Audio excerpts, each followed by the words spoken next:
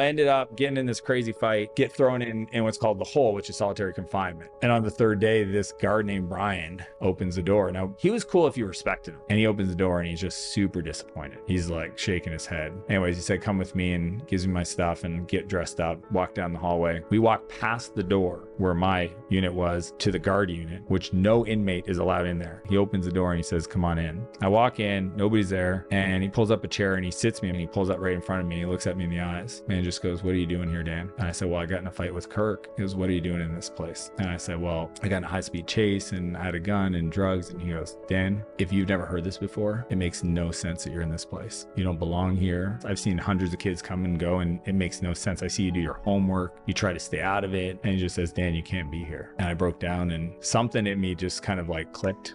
That was like a moment where somebody else's belief in me changed everything. So, you know, the quick bio you see on your Instagram, $300 million exits. We were talking about this before you came on. Just doing one is a fucking miracle. How the hell did you pull off 3? Yeah, maybe I wrote it wrong. I've had 3 exits. I currently run a $100 million holding company of software companies. The other exits were, you know, multi 8-figure, but still. Yeah, it's funny because like I'm always on to the next thing. But what's crazy is learning. So my exits are in software, but learning to code saved my life. So how so? Well, growing up, I ended up, you know, I don't know if you guys got diagnosed with ADHD. I don't know, maybe. So at 11 years old, went to see a psychiatrist. They put me on medication. For most of my teenage years, I felt like there was something wrong with me just because I was always in trouble, hyperactive. I got put on Ritalin. That's why so tall. Maybe there's something in the No, there's actually a correlation. Is there really? Yeah, Ritalin with height in young adolescents. Hey now, I'll take it. Yeah. We should have. Fuck. Sean's trying to put me on it too. You're like, no, turn him down. Give it to me. So yeah, I don't know. Maybe it was just the environment. My mom was an alcoholic, and my dad kind of wasn't around much in sales. Just trying. I mean, he had 4 kids, so he was just trying to make it work. And I got turned on to the wrong people and introduced to stuff that caused me to get in trouble with the law at a pretty young age, 13, 14. Ended up in juvenile detention the first time I was 15. This was in Canada or here? Yeah, all this happened in Canada. And then just spiraled out of control. I mean, drugs really took a hold. I didn't believe I was worth, you know, the air I was breathing. So anything that, you know, people always ask what's your drug of choice, and it's like anything that took away the feelings, honestly. Wow. Like if you open up your hand and say, here's some pills, I'd be like, sounds good. There was no thought. But after I got out the first time, I remember when the first day I got back, hadn't seen my family in a few months, and was like, okay, changing my life, new friends, gonna hit the gym. And I think I lasted about 6 hours. Wow. Yeah. The guys showed up at the house. Hey, Dan, heard you got out. And I was like, what are you guys doing? And jumped in the car and took off. And the next year was just, it was, you know, hell on earth. It was everything from almost getting shot at a party to, you know, trafficking pounds of, you know, weed through the Hells Angels in Canada. Kind of my life looked a little bit like Sons of Anarchy-ish, right? And people are like, you don't look like you grew up in that kind of environment. I get what I look like I'm not an idiot. But yeah, and then everything kind of came to a halt when my brother called me up and told me not to come home because the cops were waiting for me. They had found some guns and stuff. So I went on the run and I stole a car. And it's so crazy. I was on the highway, high and drunk, and I had a handgun in a backpack that I kind of told myself if the cops pull me over, I was just going to point the gun and let them take my life. And I pulled off the highway to get some gas, and there was a routine roadblock. Whoa. Yeah. So my heart went right into my chest, pulled up to the roadblock, lied about, you know, it's my mom's car, forgot my driver's license. They said, pull over to the side, and I took off. And I got into a high-speed chase in the middle of nowhere in this small town. With no gas. No gas. Knew I couldn't go far. Had this like literally, I remember like piecing together, again, I'm high and drunk. And I'm like, maybe if I can just get into a neighborhood, I had a bit of a head start, get into the woods, make a run for it. And I ended up in this little kind of dead end street, and there was an open garage door. And when I pulled into the the yard, I was going way too fast and I ended up missing the garage door and smashed into the house and went for the gun. And for whatever reason, it got stuck between the seat and the bag, and I just kept pulling on it. And next thing you know, the cops opened the door, and Yep. yeah, I wasn't even wearing a seatbelt. Like, I smashed my face across the dash, and they just kind of carried me across the lawn, like no touching anything, and frisked me before they threw me in the back of the cop car. And that changed everything for me. I ended up doing almost 6 months in an adult prison due to they had like a juvenile section for people like myself that had been in jail prior, like juvenile detention. And then I got released to a rehab center where I did 11 months of rehab, like 11 months of like living on this facility, 40 other kids, learning about my feelings and my self-worth. I mean, I can still remember this moment growing up where like I just didn't want to live. And that was kind of like this cloud that I had over me for a long time. And through that process, I kind of figured out my story. You know, we were talking earlier about just like perception and narratives, and, you know, things can happen to you, but how we respond to what happens is kind of dictates our reality, our future. And so they taught me how to understand what happened to me and the value that I had in my self-worth, and, you know, rebuilt the relationship with my parents, my brothers and sisters, what I had lost. But the big thing was at the end of the program, I was helping Rick, the maintenance guy, clean out one of the cabins because it was built on an old church camp. And one of the rooms had this old computer sitting there with a yellow book sitting right next to it on Java programming. It was a Ziff Davis computer book. And I just started reading it, and it read like English. Like, it wasn't hieroglyphics or ones and zeros. It's like, do this, then that. And it was almost like the Complete Idiot's Guidebook. The For Dummies book came out after, had it not been, but it was very similar. And within 20 minutes, I had the computer say, "Hello world." And I just thought to myself, this is how stupid I was. I was like, maybe I'm the Doogie Howser of programming. Like, my brain is just wired for this. And regardless if it's true or not, that's what I kind of believed a little bit. And I went all in. I took the same addiction and obsessiveness that I had in essentially getting in trouble and getting high, and I just applied it to software programming. And that was the foundation at 17 years old that I came out to. So 97, turned out there was this little thing called the internet that had just launched. And that's how the whole story started. Wow. Yeah. So it saved my life, and it became the thing that I kind of filled my addiction with that was positive. My dad always said, you know, if Dan could just find something he's passionate about that isn't illegal, I think he'd do okay with himself. Well, the part that's amazing is the system actually helped rehabilitate you. It was pretty awesome. Yeah, I mean, a lot, it's tough for me to think about, because a lot of the kids, they didn't make it, you know, like a lot of my friends over the years for 5, 6, 7, 10 years, as I got, you know, sober and out and, you know, got on with my entrepreneurial endeavors, I would just hear from friends like, this person passed away, this person got in a car accident, and it's like, this person ended up in jail or robbed a bank or what. It's just, you know, the odds were against me, and I just, you know, I believe in a creator, and I just think he had plans for me, and I want to honor those. So, well, the gun got stuck. That's step one, right? Yeah. It's a big step one. That's the universe telling you don't do it. Mm-hmm. Or that you're not allowed because you have something coming in front of you. What was the first big success in the programming space that kind of, you know? It took a while, man. Yeah. It took a while. Even for Doogie Howser, huh? Even for Doogie. It turns out, unfortunately, I'm not that good of a programmer. I've hired some great programmers since then.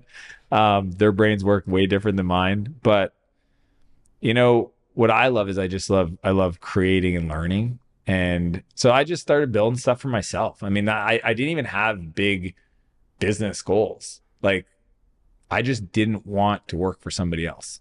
I didn't care if it was just me programming, contracting, whatever. So I just started building apps and tools. The first thing I ever built was a CD burning app for my friends in high school, where I had to go back for 1 year to graduate. And, you know, I would charge people like $20 to build like an MP3 list. So the app allowed them downloaded an app on their computer. Cause like back then I had the only first CD-ROM. So it's like people come out to my place and sit on my computer to put their playlist together because you could put 200 songs on it. I was like, hey, this got to stop because you're on my, like, get off my computer. So this is the first app I ever built, $20 for a burnt CD. You know, so I was doing a couple of those every night. I just like queue them up in the tray and go to bed. So that was like the first thing people paid me for that I built. Yeah.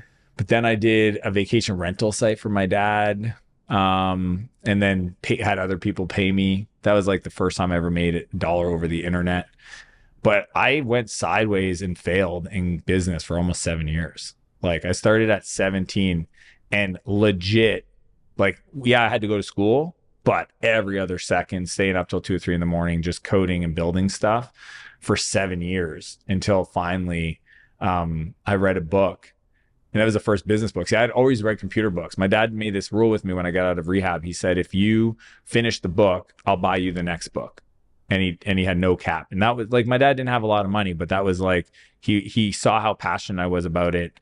And he probably bought me 300 books over the next 5 years. Wow. A lot of books. A lot. Yeah. Like thousands of dollars, but I would devour them. I mean, You're I would. a couple books a month. Yep. Oh, easily. Yeah. Sometimes 10 days I would do three books a month. And I did so many that I eventually challenged. There was a Microsoft certification and I did it without studying for it and passed it just from the amount of Books you've taken. yeah, just reading and understanding how computers worked. I had to learn a lot of stuff. But at 23, 24, I decided to read a business book, which sounds kind of, you know, ignorant now that I say it out loud. It took a while. It's just like I was going to the bookstore and I was skipping the business section and going right to the computer section. But that's what interested you. Yeah. And I was I read everything there. And at 24, I read a business book that turns me on to reading books for business. And I went crazy. And then eventually read Think and Grow Rich. That kind of set me down a different path. And then what changed, though, was hiring a business coach. So I hired this guy named Bob out of Toronto. Bob from Toronto. Bob from Toronto, man. And what's crazy is it was 2 calls a month and I was paying him $1,500 American because he worked for a company in the US, even though he's Canadian. That's almost $2,000 US. I'm 23 and I didn't have a company. I didn't tell him because it was a 1-year contract, but I had about 3 months saved up. That's all I could afford. And I just figured if he's good, It'll work. It'll work because he'll teach me how to do the money thing and then I'll give him more money. But if it didn't, I only had 3 months to make it work. And our first year we did 940,000. Wow. That's huge. I just needed somebody. Like, I'm the kind of guy where I don't work. I'm willing to work. I'm willing to put in the hours. I just needed somebody to show me the right sequence because I was just doing things just out of order or just completely forgetting stuff or didn't understand what business actually meant. And Bob said, we start with this, then this, then this, then this. And like before the call was done, I was already doing. That's awesome. Changed everything for me. What about Bob's structure? Well, you know, what was the first thing that started you on the path to having a really good year? Yeah, begin with the end in mind. First thing he made me do was write my eulogy. Really? Get the fuck out of here. Really? First thing. Yeah. Here's 4 areas of your life you should consider when you write it.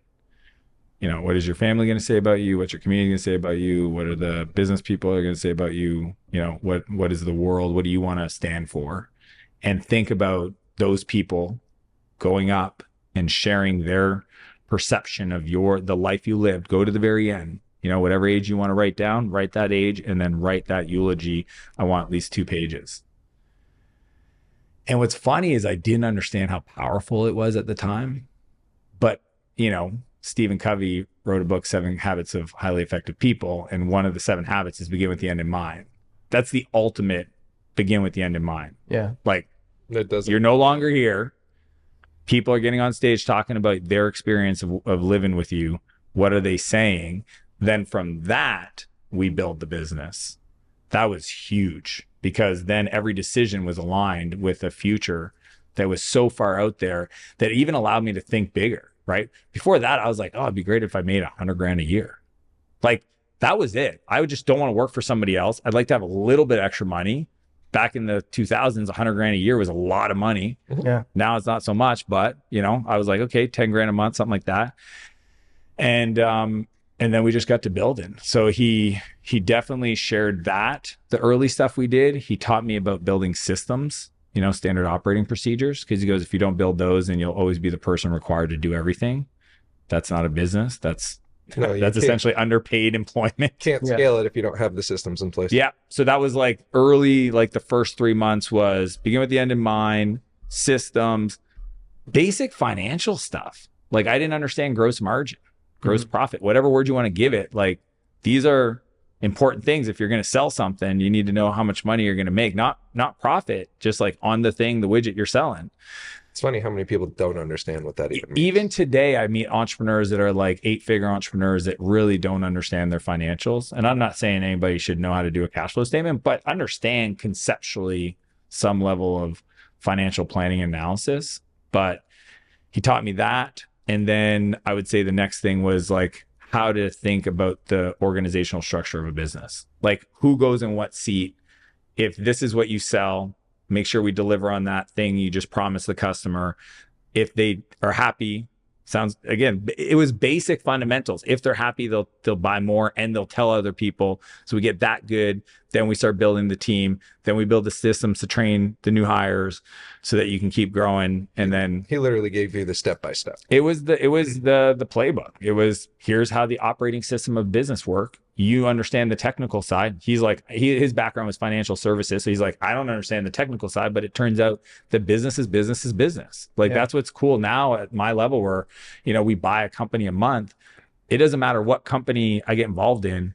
The fundamentals are there. The nuance of the industry could be unique, but you can just hire those consultants. That's what's, I think somebody said, forget what he said, C students hire A students. So we don't have to worry about being an A student because most of the C students are the entrepreneurs that hire the A students. Now I just need to hire the person who has expertise in whatever industry. They'll give me the nuance. The business is the foundation. Best money you ever spent? Yeah. Yeah. I mean, the best money is, I guess to that point is anytime I've ever put $1 into myself. Yeah. My kids asked me recently, they said, if somebody gave me $100, what should I invest in? And my son Noah said that because he hears things from me and he goes, what would be the best ROI? He literally asked me that question in the car. He's 9. I'm like, that's cool. It's a cool question, buddy. And he was expecting to hear like real estate or businesses. And I said, in you. Yeah. He's like, how does that get me an ROI? I said, well, here's the equation. You create value every day based on whatever you do. If you can invest in yourself to create more value for that amount of time, then you get paid more. That trade will always be worth more up to a certain point until you get into a business where you can invest in your business. But for now, just keep investing in yourself. And he was like, easy. So like my other son is into editing videos. He uses CapCut and he edits like videos of him playing this game Gorilla Tag.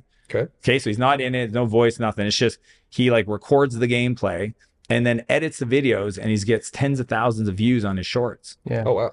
Yeah. And I'm like, I'm not trying to push him because I don't want to scare him away, but that skill set, like for me programming, as you guys know, that's not going to go away. Like anybody that understands media and how to create emotional connection to and he's figured it out without him even being in it. And he's 11.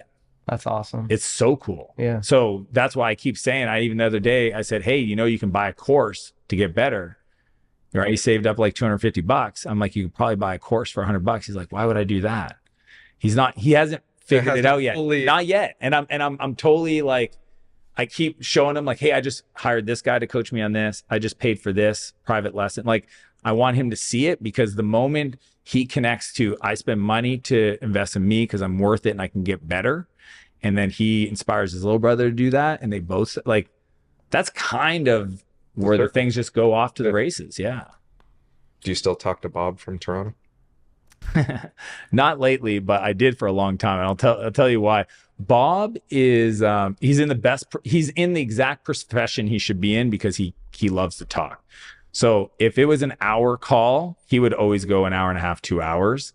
It's funny because I had my CFO back in the day, this other guy, he also loved to talk. And I always joked with my assistant, if Bob and this other guy ended up on a phone call, they would create a black hole, or just like the universe, like they wouldn't stop talking and just be like, and what about this? So I haven't talked to him in a while, but we chat on Facebook and stuff. Yeah.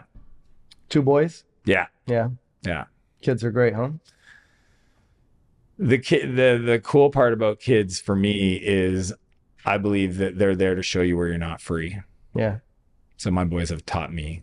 That's a very good statement. Oh, they've shown me all the nooks and crannies of my psychology and my feelings and my, because it's so fascinating. You don't realize how much you will respond by default to what you've been experienced. Mm-hmm. So like, they say, watch my feet, not my lips. Like I learned by watching what my parents did, not what they said. Correct. And because I grew up in such a challenging environment, I learned a lot of stuff that I didn't know was there until I had my kids. And then they brought it out of me. And I was like, whoa. Yeah. So how do you deal with that?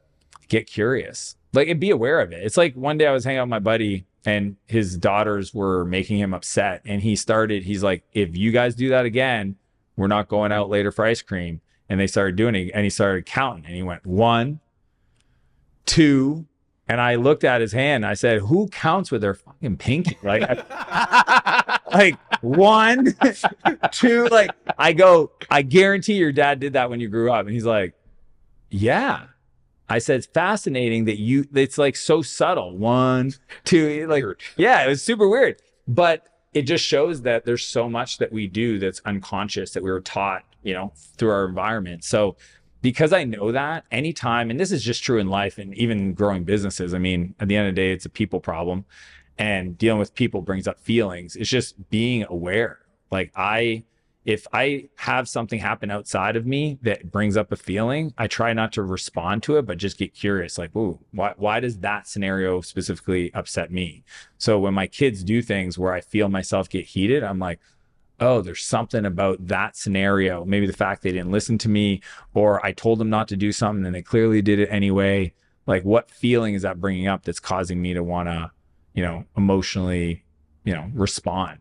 Because I don't like losing control. And it's not that I don't mind losing control. No, I really don't like it. But that's where I'm like, no, I don't like it. But that's the energy that I get curious about. Yeah. Yeah. I have 4 working on 5 right now, so I get it. It's my favorite age. I call them the littles. Yeah. Oh, no, he's talking about quantity of Quantity. Yeah. Oh, geez. Yeah. But some of them are in that age. Okay. Well, I still I wish I had more. So that's cool. 4 working on 5. Yeah. What are they? 8, 6, 21's my oldest. And then a 1-year-old and then one on the way. So oh, so cool. spread out. Yeah. Yeah. Mostly girls though. So I have 1 boy. Again, the world will show you where you're not free. Yeah. Yeah. Chance all by his lonesome. Yeah. And he's so pretty. He looks like a girl. So yeah, I guess it just keeps going in that direction. He's a little model. Yeah. They're good though. They definitely perspective and keep you curious about the world and watching them grow and expand and well, here's what I kind of have resolved with children, and then it kind of relates to our experience or mine, is when kids come into this world, possibility is everything. I mean, they are like the essence of presence, and now is like built into who they are. They come in, they're not thinking about yesterday or tomorrow. It's like they're so here and now that it's beautiful. It's almost like it's an opportunity for us to like remember what it was like, right? Where you didn't worry and you just got to play and create, and rocks and sticks on the ground turned into the coolest fort you've ever visualized, right? So it's like then you go through life, for me in my teen years, and then I get kind of exposed to like the structure and rigidity of this world. And then I think if you're lucky enough to have mentor experiences that bring you back around, the real goal in life is to kind of remember what it was like to be a child, who you truly are. So like just, being you without the constraints or the fears of external pressure. And I think like just that whole journey of like kind of coming back to the beginning, that's like my North Star. Like I always ask myself, like, am I allowing myself to make this decision from a place of pure curiosity and creativity, or is there like some external need that I'm trying to fulfill that isn't real? Because my kids definitely, when they were younger, didn't have that. But I've seen them now as 10, 11-year-old kids. They're going through that where they're starting to build their blueprint for the world. And then hopefully in the future, they're going to kind of get back to like, oh yeah, I had it figured out back then. I went and created a bunch of rules for myself. Has the eulogy changed? Oh, dude. It's so funny. The eulogy I wrote when I was 23, I mean, it got changed within 24 months. Yeah. Yeah, just the positive. Like back then, it was just, again, I just wanted to build a business. I didn't want to work for somebody. It'd be cool if people used my software. Like doing what I'm doing now with the best-selling book and a social media presence and doing a lot of work with troubled youth and then the business stuff, flying around on my jet like that. It doesn't even, I would say, because I've decided to live a life of expansion, that every year that possibility kind of surprises me. And I think that's the coolest place to get to, is where you live a life where every day you're doing things or being asked to do things that weren't even on your vision board or even on your list of goals. Like, and they're not things that you could have planned for because you didn't even know they were real. I'll give you an example. I'm backcountry skiing in Canada. That's where I live, in the mountains. And, you know, the 12, 13-year-old, you know, snowboard park kid would have been happy with just a rail. But here we are doing like massive powder runs with like some of the best skier snowboarders around. And we're having this epic day, but the temperature kind of did an inversion. So it was warmer at the bottom of the mountain. So the guy was like, hey, we should stay above so we get better snow. If we do that, we have two options. We can go do this section of the mountain that we haven't been on, or we can call the other Cat and have it come out. So Cat's like the machine that grooms, but back there, it's what makes the roads for our Cat to be able to drive up and then do powder runs. Because I can call the other Cat to come up and build some booters for us, and we can session those this afternoon. And I'm like, what? He's like, yeah, I can get the other machine to come up, build 2 jumps for us in the Alpine. We're talking like top, dude, blue sky, 3 feet of snow, and there's these mega machines. So like, and then I remember I was dropping in, and I just thought, there's no way 12-year-old Dan would have ever thought of this. Like, it wasn't even a concept, like a machine at an Alpine, that, because we used to build jumps ourselves with a shovel, and it took a day. Then we had to let the jump settle so it hardened up so then we could hit it. So for me I remember I have a video of it when I was dropping in for the first time. I thought to myself, I think I'm just going to send it, because even if I land on my head, I'm landing in like 5 feet of powder. And I would rather just absolutely, you know, giggle the whole way through the air, just like full on send. Like, how much time could I spend in the air before you hit, and just be in pure just bliss? Yeah. And when I hit, I'll probably ragdoll. But dude, I just hucked it, man. It was just. Did you stop it or? No, not the first one. I eventually got a big backflip. Okay. The biggest backflip. It actually scared me because of how slow I had to rotate it, because that's how much time I had. Oh, there was that much hang time. Yeah. Yeah, and I just missed the grab. That would have been the best part of it. But I remember the end of that day just thinking, this was not even on the list of possibility. And I was like, that seems to be the theme, that I think if people commit themselves to a life of expansion and growth and personal development, that's what happens. You keep waking up and you reset the eulogy, or you reset what's possible. Have you rewritten the eulogy? I rewrite it every year. Like, I sit down and essentially, I think thematically it's the same. You know, you want the different categories of people to say nice things.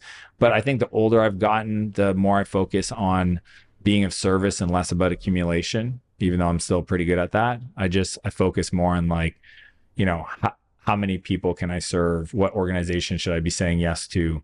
Who are my partners? You know, because like, at the end of the day, for me now, it's about saying yes to the right opportunities. And then so that's where the eulogy comes into play, is it has to be aligned. But I think that's when it's like, if you say yes to the right things, it won't feel like work. It'll feel effortless. And the potential is going to be so much bigger. Do you still get emotional when you write them? Because I figure the first couple had to be. It was. I got I definitely got way more emotional once I had kids. Yeah. Gives perspective to things.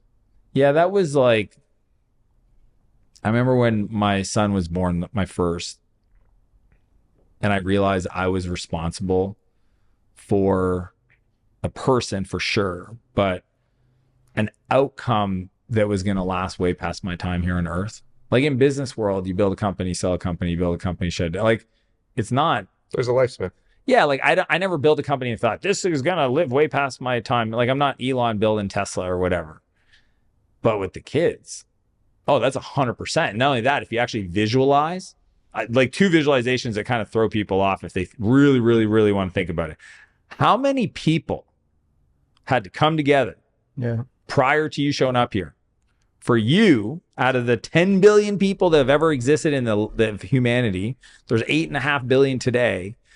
All those people that came before you, that's massive. Like call it, I don't know, 50,000 people.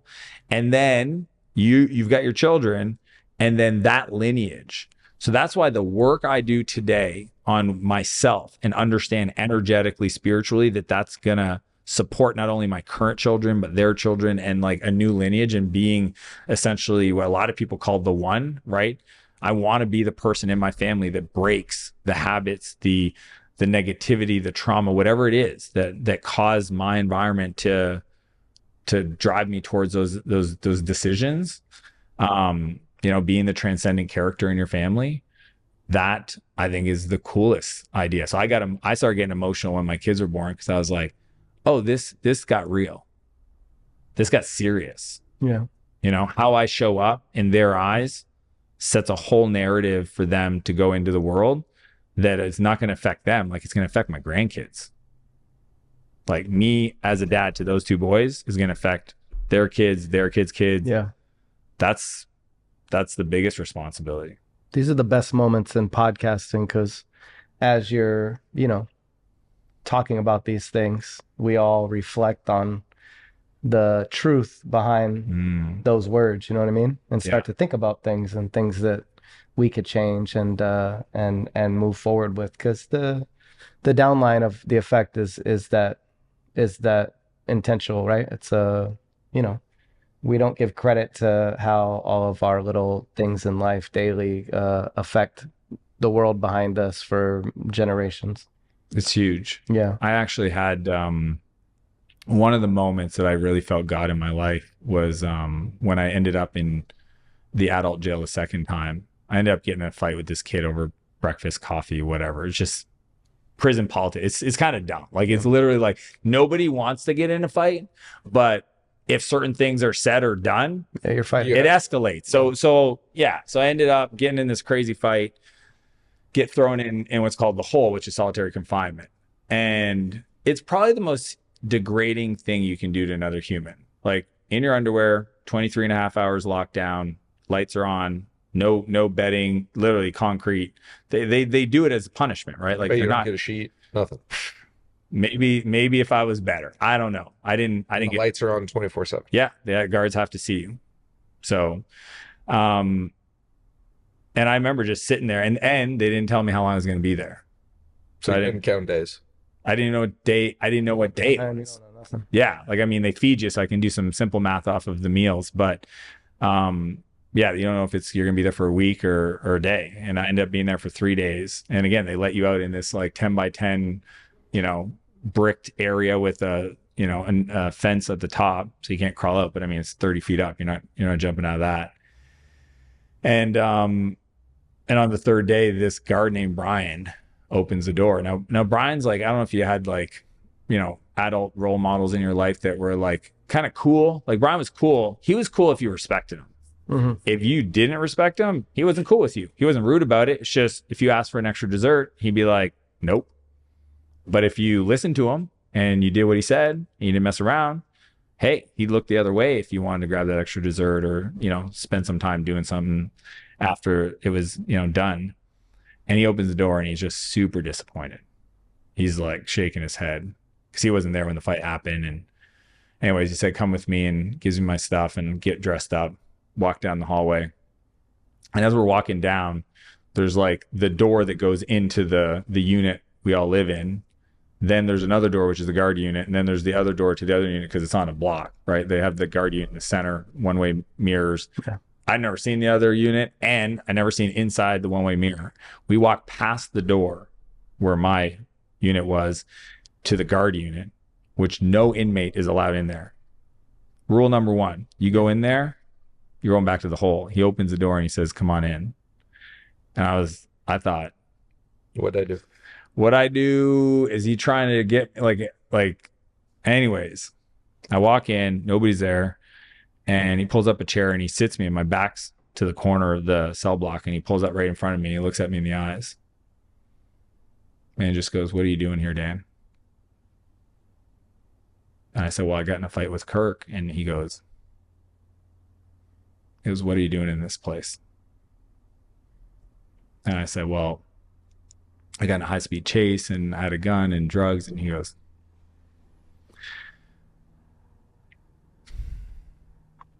Dan, if you've never heard this before, it makes no sense that you're in this place.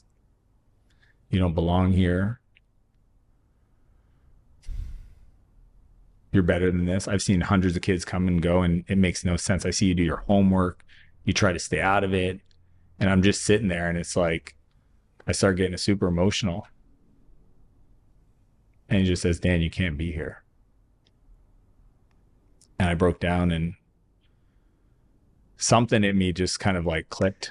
Like, for Brian to take the time out to share that with me when he could have got in trouble, because he had he wasn't my caseworker. Yeah. He didn't need to bring me into that room. Broke a lot of rules for you.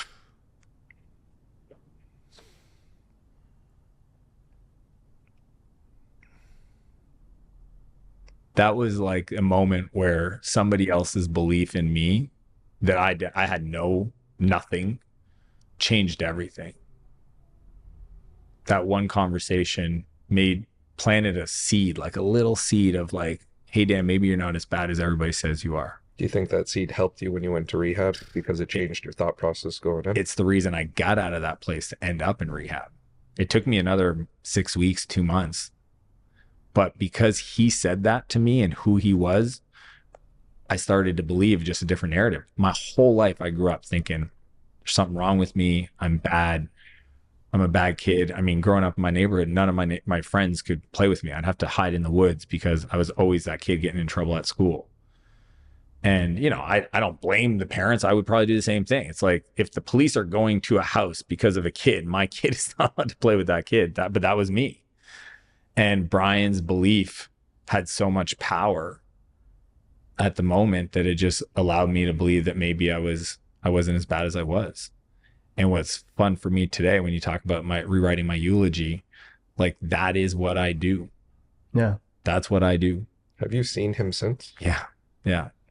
You know what's crazy about that story? I saw him. It took a while because I had to go to rehab, get sober, and it took me about 4 years before, as you can imagine, it's not easy to find a prison guard. Yep. Yeah. They don't make it easy. Anyways, but this woman, Mary Ellen, who's one of the workers at Portage, knew, because she lived in the same city. She knew exactly what I was talking about. And when I sat down with him to thank him, and I wasn't successful at that. You know what I mean? Like, I was failing at business, but I was sober. I was sober, and I finished school, and and he kind of didn't really remember the conversation. And I love that. Yeah. Because he used to do that all the time. Yeah. He's making a mark on the world. That's how he did it. That was Brian's gift. Yeah. He would just grab whatever kid he saw potential in and pull them aside and just tell them they didn't belong there. That was beautiful. Literally how he did it. And he worked there for 20 years. Incredible. I wonder how many stories like yours there are because of Brian. That's when I think of that, the dads that got sober, the dads that got out of, jail or whatever, just changed the lineage. Just all he did was just extend the belief he had in me and every kid that he felt that. And he just said it. And I think today how it's available to all of us. Every human walking around listening to this right now, they have that power. And it's just, most of people see it. They just don't say it. They are at a coffee shop and somebody does something that's just remarkable. Or they see a kid playing that does something remarkable. The reason why it's called remarkable is you're supposed to remark. Yeah. You're supposed to say something. It's God's way of saying, hey, can you acknowledge this? So like, I'm so sensitive that when I see somebody do something like that, especially troubled youth, and like I go and speak at rehab centers and stuff, it's, you know, I tell them, like, if I get one-on-one time, like just like a few months ago, we were at this you know, faith-based rehab center for young men, mostly young men, people that were homeless that are trying to get clean. This is in Canada? Or Yeah. States? Yeah, I try to do it anytime I travel, but most of my work's done in kind of the 3 cities closest to me. And we're sitting down. I think the guy's name was Chris or Kyle, but I always show up in the McLaren on purpose. I know what I'm doing. And a little chocolate broccoli. Like they, all of a sudden they just listen, right? You're cooler. I could go to art class right now. Or I could listen to this guy that just showed up. So they come to my little talk. And afterwards, if I feel one of them has that, you know what I mean? You can just tell You some, can just feel it. they're like, they're ready. I'll be like, hey man, you want to see something cool? And he's like, yeah. And I bring him up front and I open the door and I let him sit in the car. And I tell them to put their foot on the brake and hit that button. They start it up. I mean, it's in our DNA, dude. Yeah, when the car starts and up, it's like full smile. Like, you know, and I'm like, dude, like really like feel it. Like he's like, and I was like, yeah, because they all want to ask. I'm like, yes, hit the gas. I want you to feel it. And in that moment, I just whisper in their ear, hey man, I need you to know that I'm no different than you. And in many ways, I was probably in a worse spot. This is your future. This is your potential. Don't think this is not. And if you get out and stay sober for a year, you find me. And I'll do everything I've got to help you make your dreams come true. And it's my favorite thing to do in the world. Nothing more fulfilling than that. If you could line up 10 million of those, I would say, see you guys, gotta go. And I'm doing all of this. I wouldn't even eat. Yeah. That to me is why I'm here on earth. So Yeah. when you talk about the eulogy, I know damn well what I'm here to do. All the business stuff is honestly to create resources to do more of that, or, you know, prove to certain people, you know, like it's kind of an interesting world we live in. But yeah, like I just love, even when I get asked to speak at high schools, I'm like, I don't want to speak at the all hand, whatever you guys call it, the general assembly. I say, you know, that class you put those kids that aren't listening, That's the class you want to talk. I'm going there. And you know what? If everybody else wants to come hang out and listen to us, cool. And I'll show up with all the cars. And those kids get to come and sit in them while the rest of the kids get to watch. And I'll tell every one of them that they've got more opportunity. They've got risk taking. You know what I mean? Like some of them have energy for days. Nobody's ever given them a blueprint for, hey, let's just get rid of these bad habits, these vices, and let me show you what's possible. And that's my favorite thing to do. That's the Christian way, right? Go where needed. 100%, man. Yeah. It's amazing give back, and very few people do it. It is, I think, but here's what I believe. I believe every person's number one gift, the thing that they are uniquely capable of doing better than any other person, sits right next to their biggest pain. Yeah. The worst thing that's ever happened to them. Because oftentimes the people that have gone the lowest can go the highest. What happens sometimes is people don't want to experience that pain. They don't want to remember it. They want to pretend like it didn't happen. And they always wonder when they're struggling in life to find their purpose. Why? Well, because the purpose sits right next to that. And when you can wake up, there's a quote that says, become the person you needed most in your darkest days. That's what I'm here to do. Yeah. I want to become the person I knew that 16, 15-year-old Dan would have listened to. And he was pretty stubborn. See, Amazing. He's a hard-headed kid. I love this because here we are thinking we're talking about business, and Nope. that's not where we ended up anyway, right? Nah. We ended up in a place that was much more helpful. Business problems are people problems. Yeah. Yeah. And having the tough conversations, like most people don't want to talk about everything you No. No. I didn't. Dude, I didn't share my story for 15 years. How's that? 15 years. You just stuffed it. I didn't tell anybody. I didn't want anybody to know. I was embarrassed by it. I had shame around it.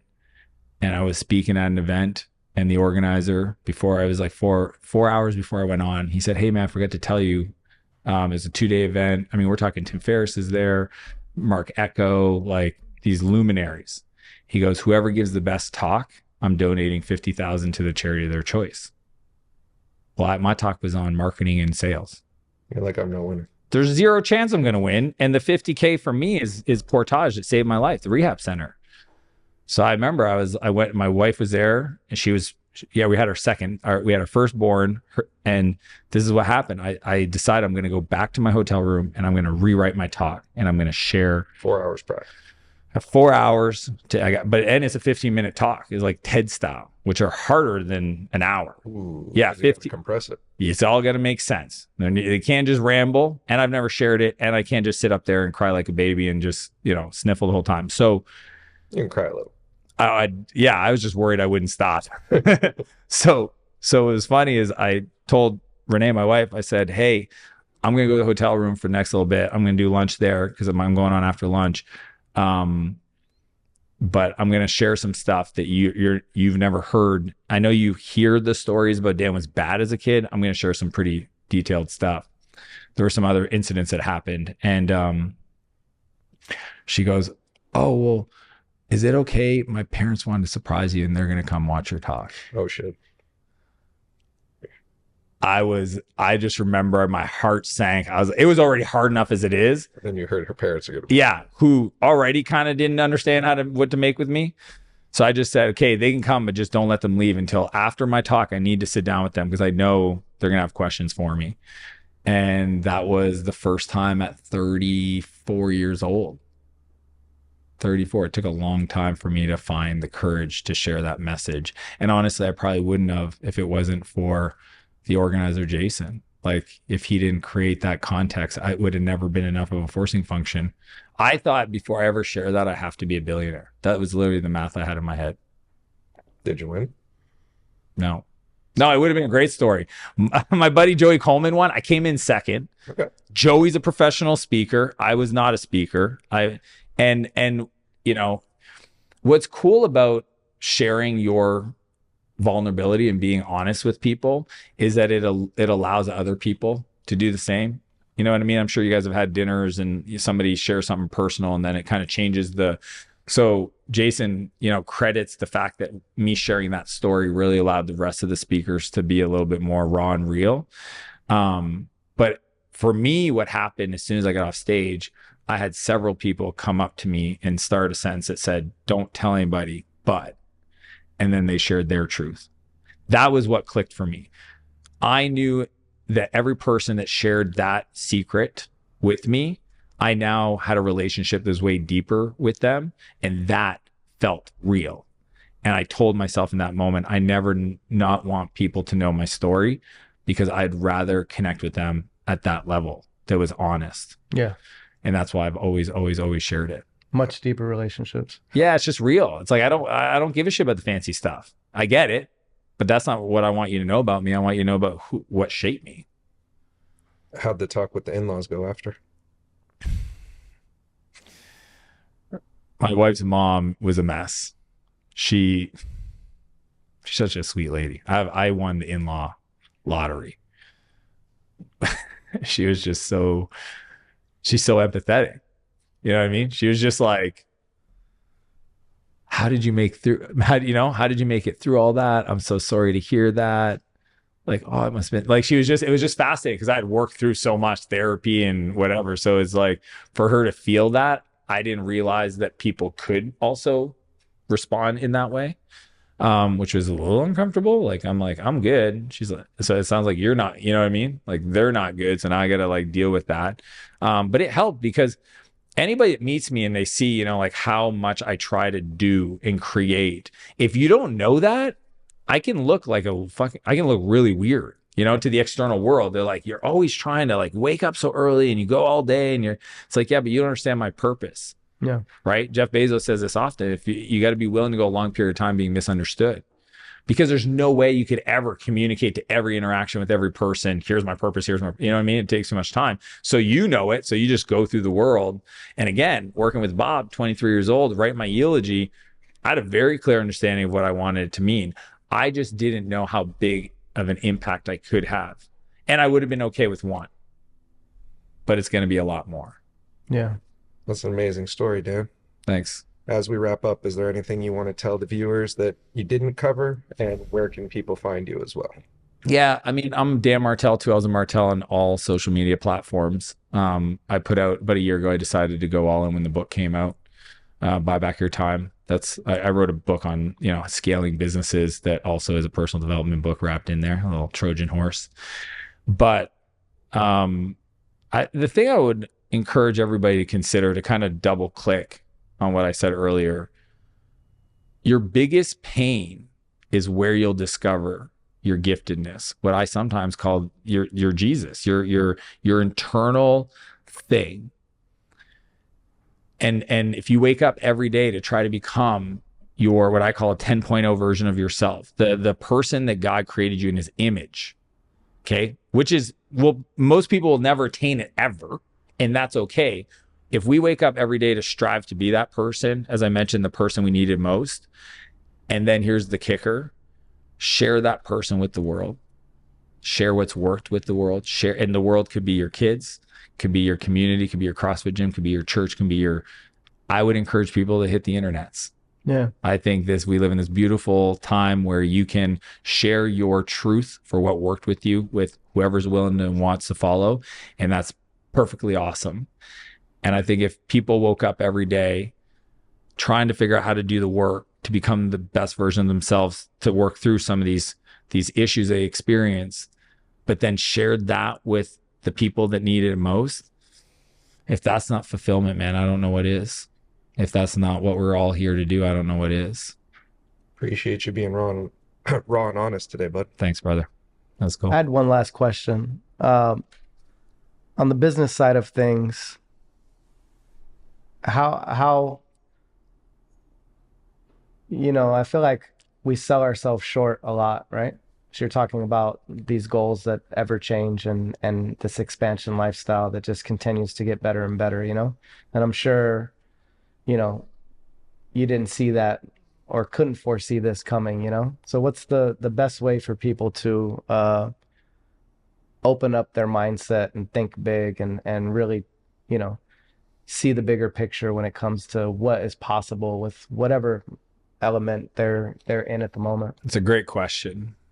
It all, for me, it always comes down to mindset and habits.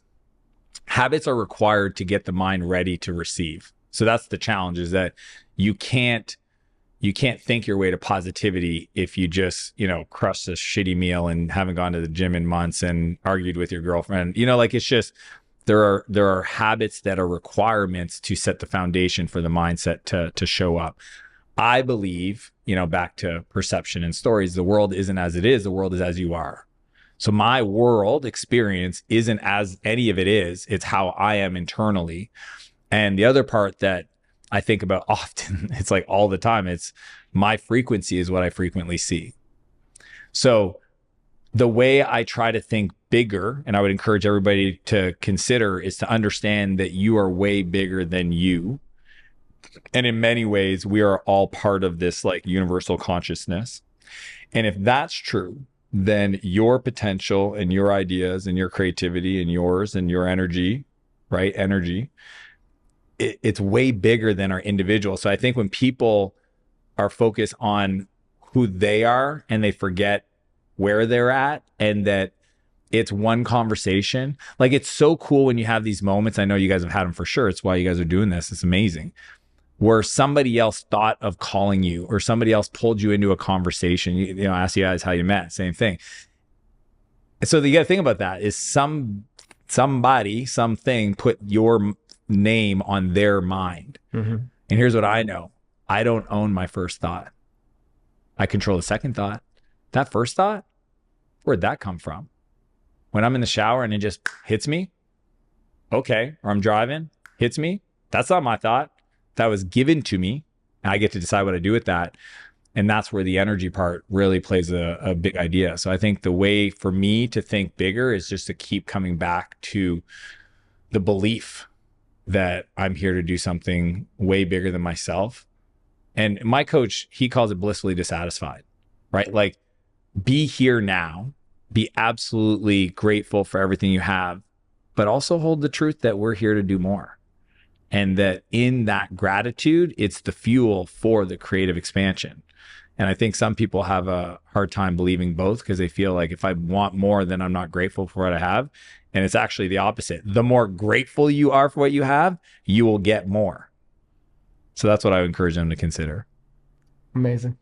We appreciate you being here and sharing your story. Thanks, and being totally honest with us.